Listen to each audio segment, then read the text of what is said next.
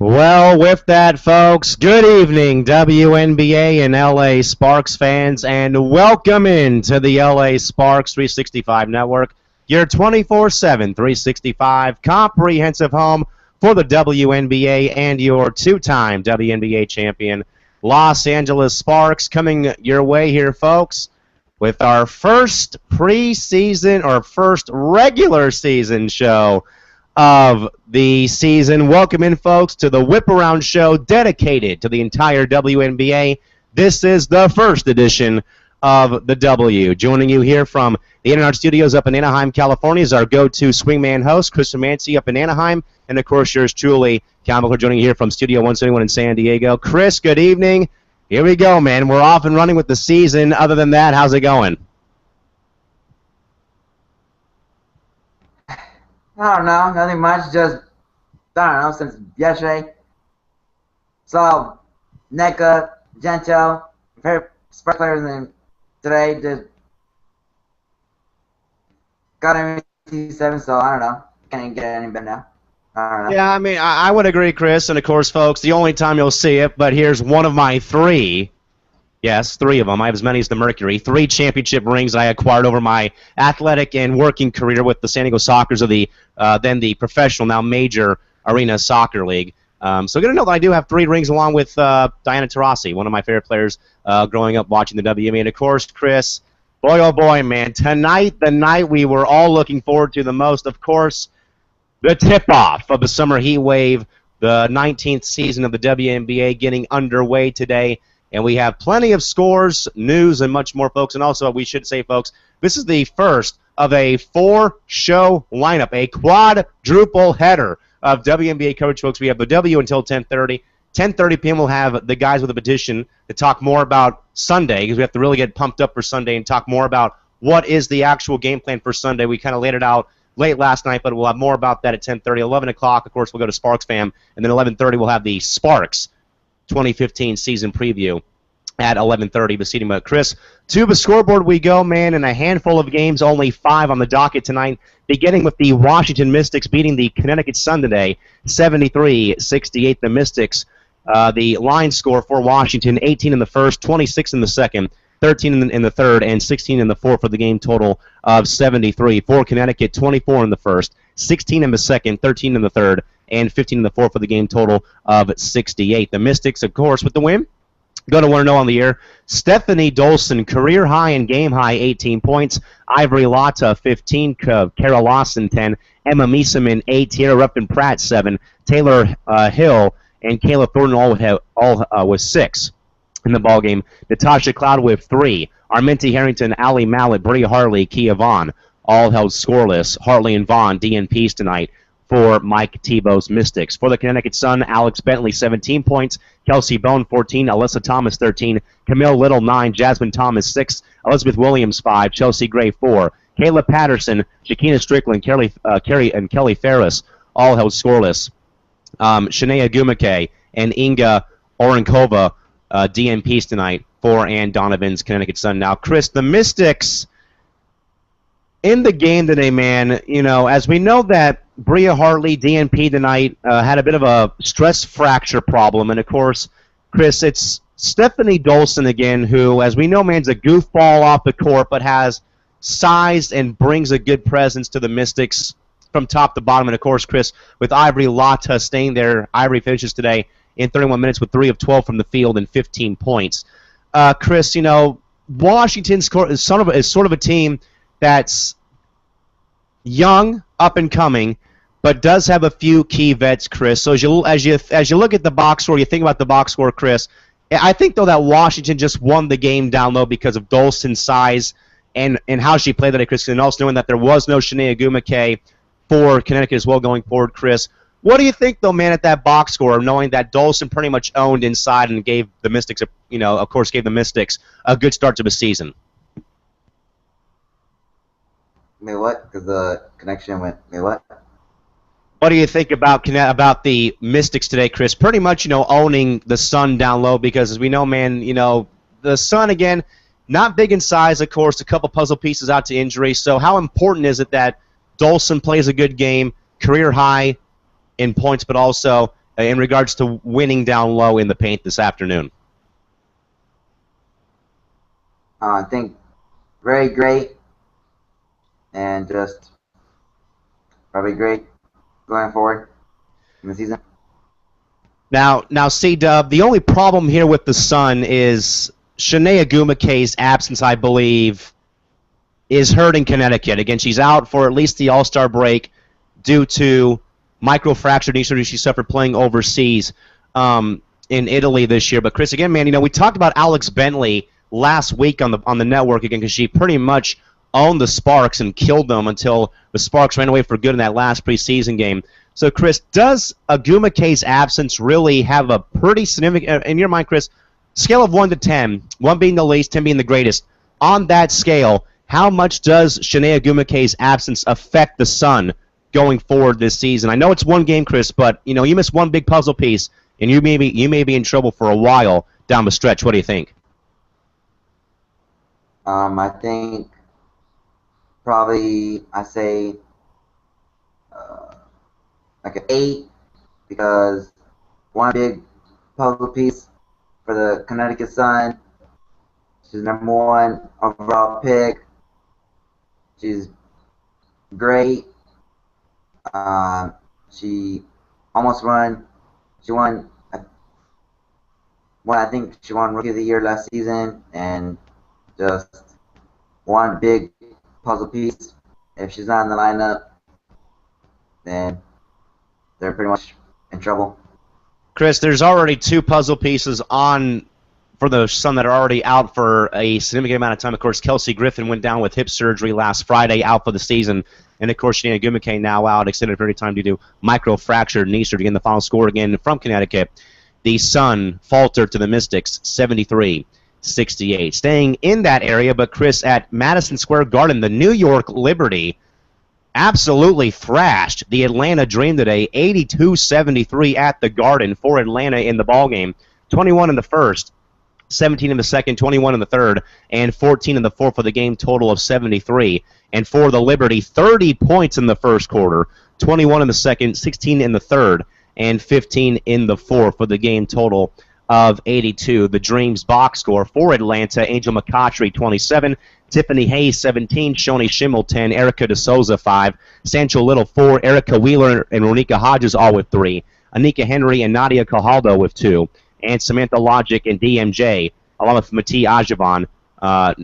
No points in the game. Logic and Milton Jones both scratched from the ball game. And for the New York Liberty today, again, getting their season underway. We'll get to that, though, in a second about some controversy, though, about the start of the season.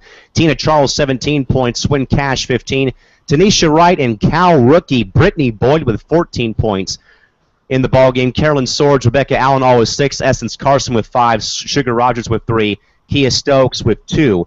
And Candace Wiggins held scoreless in 11 minutes of action. Avery Warley Talbert, no action today in the ballgame. Now, Chris, the Dream today, boy, oh boy, man. Normally, this would be a team that would start off on the right foot, but Chris, today, Angel McCoughtry, 27 points, not enough today, man. Shoni Schimmel had 10. So, Chris, obviously, something there. Now, as we know, Chris, this is probably the second or third time, maybe more, Chris, that we've had Michael Cooper versus Bill Laimbeer since the infamous Mouse in the Palace Part 2 in 2008 between the Sparks and Shock.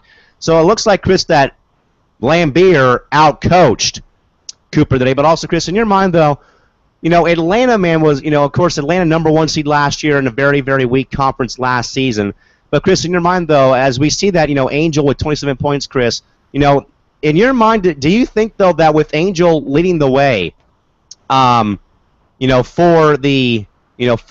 Atlanta, Chris, with her seeing, with you seeing Angel with 27 points and basically carrying the load for the Atlanta, Chris, is that a problem in your mind going forward that Atlanta's relying too heavily on their star player? Pretty much, yeah. If one line on one player. Pretty much, they just had one terrible night. Yeah, rough day at the office, Chris, and a quick tweet from Shorty Mama 24, Chris. A report in today from ESPN's Rebecca Lobo reported that Shinya Gumike, by the way, out for the season, I should say, due to that microfractured knee that she suffered overseas and playing. And Chris, for the Liberty today, Chris, it's not about Tina Charles, Chris. It's about the one rookie that trader Bill Laimbeer, as he does every draft, Chris, makes some. He pushes the right buttons, Chris, and he brings in a young hotshot rookie, Chris. It's Brittany Boyd with 14 points, 10 in the first half. That pretty much, Chris, put the Liberty ahead for good today. Other than Charles having 17, and of course, Chris, Swin Cash, 15 points in 24 minutes played, including her age as well. So, Chris, in your mind, though, Chris, is this probably, because we know that he said the Liberty were probably the favorites in your mind to win the Eastern Conference Championship yesterday. But, Chris, seeing the play, though, I mean, from Charles, from Cash, from Boyd, I mean, okay, maybe it's a step in the right direction. I know it's only game one, Chris. But what does it mean, though, that Bill Laimbeer makes that trade on draft day, Chris, and brings in Brittany Boyd, who, hey, her first game, Chris, put up 14 points and was the leading scorer after the first half today for New York. What do you think?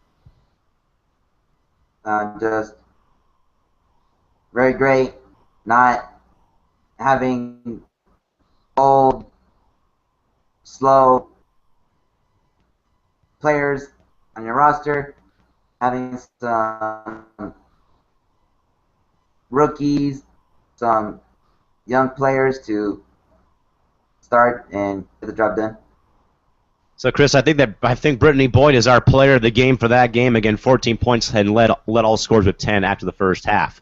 Up in Minneapolis, the Lynx were startled by a bit, but came roaring back, quite literally, to beat the Tulsa Shock, 83-75 from the Target Center, Minneapolis, Minnesota. The final line score for Tulsa, 26 points in the first quarter, 18 and 20 in quarters 2 through 3, and 11 in the fourth for the game total of 75. The Lynx, who were a bit startled at the start of the game, 19 in the first, 26 in the second, 18 in the third, and 20 in the fourth for the game total of 83. For the Shock on the box score today, Plannette Pearson 18, Odyssey Sims 17, Skylar Diggins had 15, Raquana Williams with 9, Karima Christmas with 5, Courtney Paris 4, Jordan Hooper and Vicky Bogg all with, Jordan Hooper with 3, Vicky Bogg and Brianna Kessel with 2, Amanda Zowie B, and Teresa Plancianas no points, and Tiffany Jackson-Jones did not play in today's game. And for the Lynx again, who shrugged off the slow start to win the ball game, Lindsay Whalen 26, Maya Moore 23, Simone Augustus 16, Rebecca Brunson 14,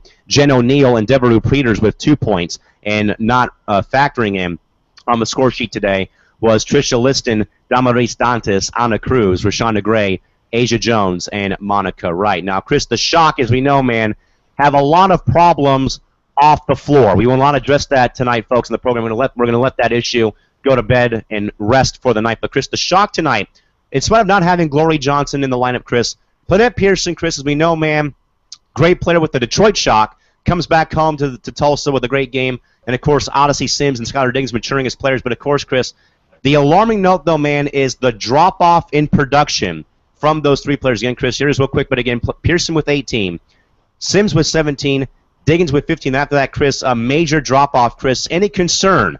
And I know, Chris, we know it's game one, but Chris, any concern, though, that, again, that Fred Williams is relying too heavily on 3 players instead of all the 5 to carry the Locusts? Again, man, 3 players, only 3 players, Chris, were in double digits today for Tulsa. What do you think? And also, Chris, as well, what does the Glory Johnson issue off the floor also mean for Tulsa going forward?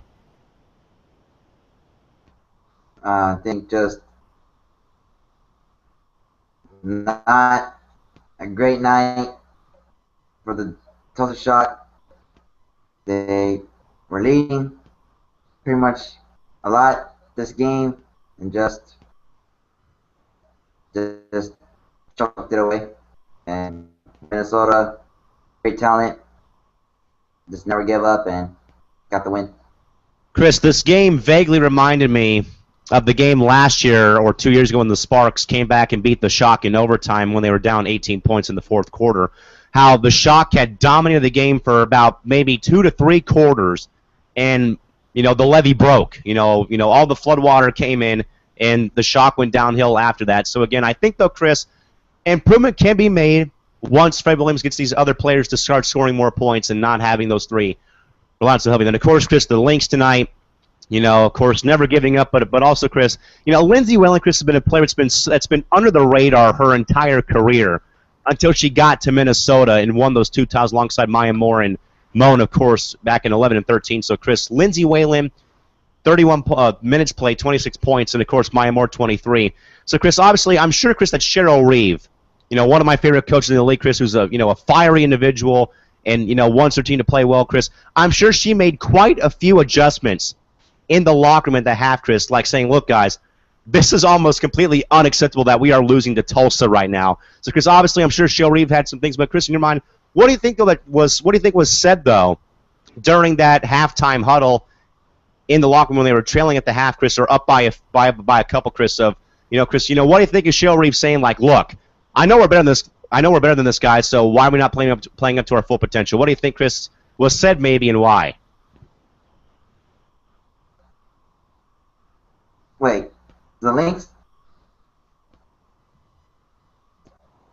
About saying that, come on, we're the Minnesota Lynx.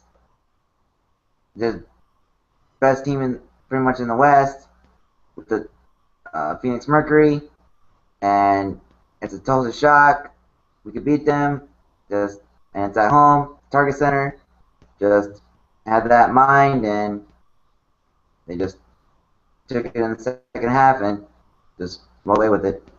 Yeah, I'm sure that it was the first game, first half jitters again. So that's all we can really say for it. Then, Chris, on part one of 2 banner nights in the WNBA, the Chicago Sky raised the 2014 Eastern Conference Championship banner to the Raptors at Allstate Arena, and then came out and pummeled the Indiana Fever 95-72. Final box score across the board for Indiana, 19 in quarters 1 and 2, 20 in the third, and 14 in the fourth for the game total of 72. And, Chris, for the Chicago Sky, my goodness gracious, 29 points in the first quarter and 22 in quarters 2 through 4 for the game total of 95. The final box score for the Fever, Marissa Coleman, 18, Natalie Achuan, 10, Shanice Johnson, Brianne January, and Lashia Clarendon all with 9. Leanna Kaiser with 6 in the ballgame. Natasha Howard and Erlana Larkins with 4. Brianna Butler with 2. Maggie Lucas with 1. And Jeanette Poland, no points. And Tamika Catchings, no points. Sat out tonight's game to rest. And for the Chicago Sky tonight, good grief. Player of the game across the board. Our player of the game for the show, folks, Elena Delle Donne, 33 minutes played, and she drops 31 points in the first game of the year, followed by Courtney Vennersley with 13, Tamara Young with 9, Cappy Pondexter, and rookie Cheyenne Parker all with 8, Jessica Breland with 6, Sasha Goodlett, Allie Quigley, and Bethany Laney all with 4, Jamira Faulkner also with 4, and Victoria McCauley with 2, and Clarissa Dos Santos also with 2. So, Chris, let's start with the Fevers. We talked about men last night. A transition year, Chris, and it looks like they are still trying to get their feet wet under Stephanie White, Gail Gostencourse, and Gary Kloppenberg's system. And, of course, Chris, no Tamika Catchings on the floor either, which, of course, Chris, never helps when the vet's not there, Chris. What went wrong, though, for Indy in the game, Chris? Is it perhaps, man, that there is no vet on the team right now, or, Chris, also the new coach we had talked about, too, last night in the program? What do you think? I think probably since the Indiana Fever doesn't have Lynn Dunn, and also they don't have no veteran out on the court to mentor and to lead the team. Chris, then the Chicago Sky, Chris. As we know, man, the knockdown comeback story of last year's postseason. Getting past both the 1 and 2 season, then losing to the Mercury in the finals last year. Chris, they raised the banner for the conference title, Chris, and then they come out and set the floor on fire. Chris, I mean, if the petition law worked, Chris, if the petition law was for Chicago, we would have won the game after the first quarter, Chris, because they put up 20 or more in all 4 quarters of the ball game, 29 in the first and 22 in quarters 2, 3, and 4 to put up 95 in game 1 of the season. Of course, Chris, Elena Delle Donne, Chris, we know, man, that she got a lot of grief, or sadly, Chris, got hurt at the worst possible time, her back flaring up in the finals last year when they had to go through those two series of going to 3 games all the way through, Chris, and to see her fully healthy, Chris. And, Chris, if you get EDD fully healthy and she plays like this, man, I think you may have yourself the WNBA MVP in Chicago, Chris. What went right for not only Elena, Chris, but for the Sky in general? Again, putting up 95 in Game 1 tonight. What do you think? I think just they had every momentum, starting the season at home, coming off a great, unbelievable season last season, coming off a WNBA finals trip, and just very unbelievable, just never say die season last season. Chris, the Chicago Sky remind me vaguely of the 1995 Seattle Mariners, who had the tagline of "Refuse to lose." Chris, last year in the postseason, man, they refused to lose any game, and again pushed to the brink. Both times in both series, and they win them all in 3 games. Of course, going all the way the distance there with that one. But of course, Chris, there's the other banner night in the WNBA, of course, where, Chris, tonight, down about 5 hours east from where I live in Phoenix, Arizona, the Phoenix Mercury raised the 2014 WNBA championship banner with a tagline too on the bottom for the 29 wins, the most ever in a WNBA regular season. And the Mercury come out and edge the San Antonio Stars tonight, 76-71 final score, line score for the Stars in the ball game. 20 in the first, 8 in the second, ouch, 21 in the third, and 22 in the fourth for the game total of 71 for Phoenix, 22 in the first, 11 in the second, 25 in the third, and 18 in the fourth for the game total of 72. For the Stars tonight, Gia Perkins with 20 points, Danielle Adams 14, Derica Hamby with 10, Sophia Young-Malcolm 7, Danielle Robinson 6, Kayla McBride 5, Alex Montgomery and Sydney Colson with 3,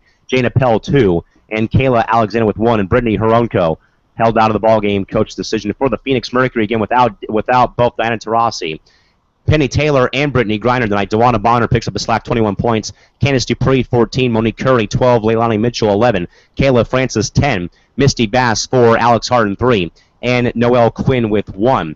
Tiffany Bias, Shamika Christian, Brittany Griner, Tez Magdalene, and Marta and Marta XC. Remember that name from the preseason. Held out tonight of the ball game, either suspension and or other things included. So, Chris, the Stars quickly, Chris, before we go on to the Mercury, Chris, the Stars, of course, Chris, no Becky Hammon this year. As we know, man, she's performing silence now with Greg Popovich with the Stars. And also, Chris, Danielle Robinson went down with an injury tonight. Do not have any information on that yet. We will get that as soon as we can. So, Chris, obviously, man, one star leaves. That'd be Hammon. Not the team name, but, Becky Hammon leaving. But then, Chris, the other star, Chris, Danielle Robinson, gets injured tonight, Chris. So it's almost like, it's the last possible thing the Stars need to kick off the season. So, Chris, I guess, man, the Stars were the only team to beat the Merc at U.S. Airways Center, soon to be Toxic Resort Arena later in the summer, Chris. So I guess, Chris, they battled till the end, man. They made it a very close game at the end. But again, I think, man, no vets, some poor depth, I think, may have been the problem tonight, Chris. What do you think it was the problem for the Stars tonight as they faltered to Phoenix tonight on championship night down there in the desert? What do you think? I think probably because it was a season opener and it was in Phoenix and they just couldn't handle the pressure. Chris, what pressure? They were the only team to beat the Mercury at home all season, regular and postseason last year. So I don't get I don't quite get what pressure was. Okay, maybe the pressure of opening night maybe to get on the right foot. But I think, Chris, hey, they went in there last year and said, look, and they were the only team that beat the Mercury all year at the Purple Palace down there in Phoenix. So Chris, the Mercury's, we know, man, they are also in their own firestorm right now, of course, with Brittany Griner. Again, we're not going to get to that, folks. Again, we will let that stay on the other side of the fence here. So, Chris, no Taurasi, no Taylor, no Griner. DeWanna Bonner, Chris, 21 points to lead the way. Chris, obviously, man, okay, maybe the 3 losses of Taylor, Taurasi, and Griner for 7 games has a bit of an effect, Chris, so far. So, Chris, in your mind, without those 3 right now, Chris, does Sandy Brondello and Chris, do you think that the Mercury kind of realized, like, okay, without D, Penny, and BG for a bit, Chris, that it's not going to be as easy as it may sound to get back where you were at last year? What do you think? Yeah, I think it's gonna be easy, and probably having the first game at home against the Stars, they probably got it easy. But once the schedule gets hard, then they're probably gonna really miss those players. Well, Chris, they'll have Griner back, in 6 games once the suspension does end with that. So again, folks, we'll get this word. But Chris, real quickly though, folks, there was, folks, an added incentive though to tonight's game down there in Phoenix. Folks, a very, very tremendous story that the Mercury did last season towards the end of the year, and it culminated tonight, folks, where, as you folks may remember, but the Mercury named a 12-year-old fan named Mia their honorary coach for the remainder of last year and all of the 2015 season as a part of a Make-A-Wish, as part of a wish from the Phoenix area Make-A-Wish Foundation, and her wish was to become a member of the Phoenix Mercury roster, but they instead named her honorary coach. So, Chris, as we know, man, whenever your only goal as a player, coach, executive is to win one of these. So, of course, folks, the Mercury got their rings tonight. But, Chris, as much as Laurel Richie, Chris, the president of the WNBA, has gotten a bad rep for what's gone on with both the Griner and Johnson issue and the Liberties issue, Chris, Laurel Richie, Chris, did a tremendous, heartwarming, an uplifting, inspiring little surprise today, folks. We'll take you there to U.S. Airways Center, courtesy of Google Talk Screen Share. Chris, this was absolutely amazing, folks. But President Richie, Chris, and folks, but President Richie did this for Phoenix's own 12-year-old Mia, folks. Check this video out. Here you go.